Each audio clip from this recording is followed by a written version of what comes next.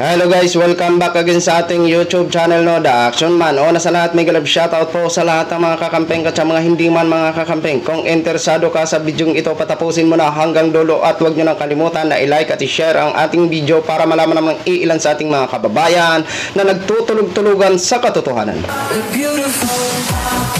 So muli naman nagbabalik ang nag-iisa yung host na si The Action Man para magbigay ng komentaryo at reaction sa mga mainit ng issue ng bayan.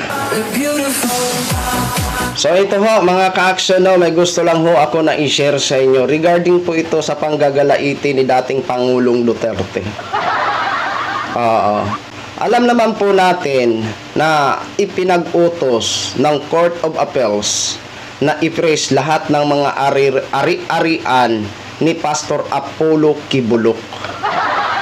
Mapa motor, mapa kotse, mapa chopper, o mga kung ano-ano mga ari-arian, etc. Ginpress po yan. Pinag-uutos po ng Court of Appeals, no? So, dito kasi pumalag si dating Pangulong Duterte sa nasabing kautusan dito sa press order ng Court of Appeals na naniniwala daw siya na mali ang utos dahil hindi naman daw ito public funds. Alam naman po namin yan, hindi po yan public funds, no?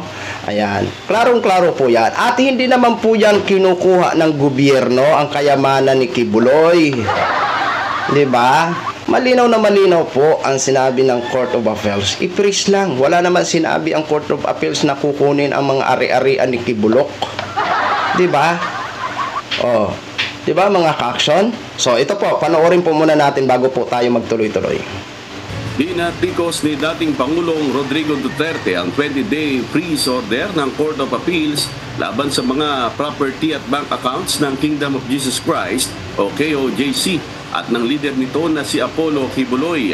Ayon kay Duterte na tumatayong administrator ng KOJC Properties, naniniwala siyang mali ang utos na ito ng korte dahil wala naman anyang involved na public fund sa na-freeze na ari-arian at wala ring aligasyon ng misuse o maling paggamit ng pera.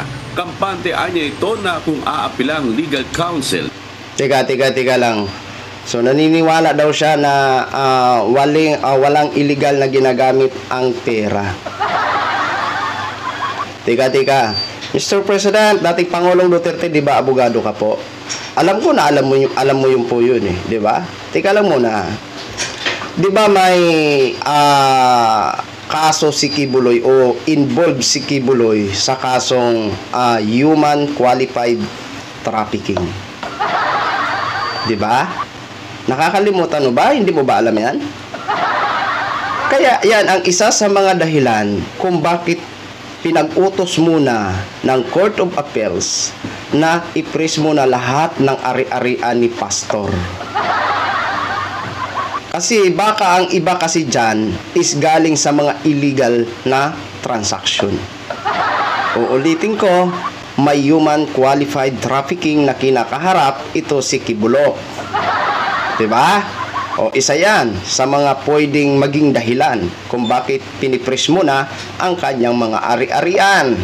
Hindi mo ba alam yan, dating Pangulong Duterte? Diba?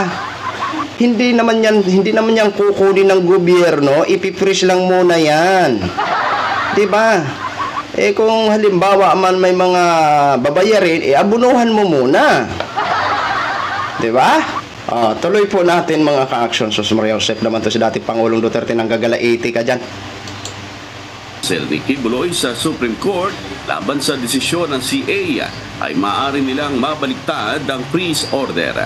Naglabas ang CA ng 20-day freeze order sa lahat ng ari-arian at bank account ni Kibuloy matapos kakitaan ang posibilidad na may kugnayan ito sa mga krimen na ibinabato sa KOJC leader.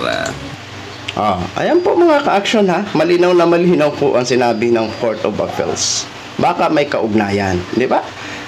Doon pa lang po doon nga sa sinabi ko sa example ko na may involved si Kibuloy sa human qualified trafficking. O yan po, isa sa mga pwedeng i-freeze muna ang kanyang mga property o mga bank accounts, etc., etc. Di ba? Ay, dati Pangulong Duterte naman, para naman kayong abogado ka, alam mo yan eh. Di ba? O, di ba mga ka-action? Ay, nako, ewan ko na lang sa kanding na may bangs. Wag ho kayo wag po kayo manggagalaite, 'di ba? Kasi yun po ay ginagawa ng gobyerno na aayon sa batas at alam nila ginagawa nila, 'di ba? Hindi naman nila yan gagawin kung labag sa batas. Court of Appeals na yan eh. Napaka-imposible naman. Jesus nako. Mathematics lang, 1 + 1 = 2. Ikaw naman talaga dating Pangulong Duterte. Huwag kang ganyan. Huwag ka na. Masasauli din yan. Mataano lang din yan na press order. Taisin nyo muna. Di ba? Okay mga ka-action, yan lang po. Gin-share ko lang ho sa inyo. Maraming salamat po sa ating mga viewers Luzon, Visayas at Mindanao all over the world. Ako po, ang inyong lingkod, si The Action Man. Have a good day, everyone. Beautiful.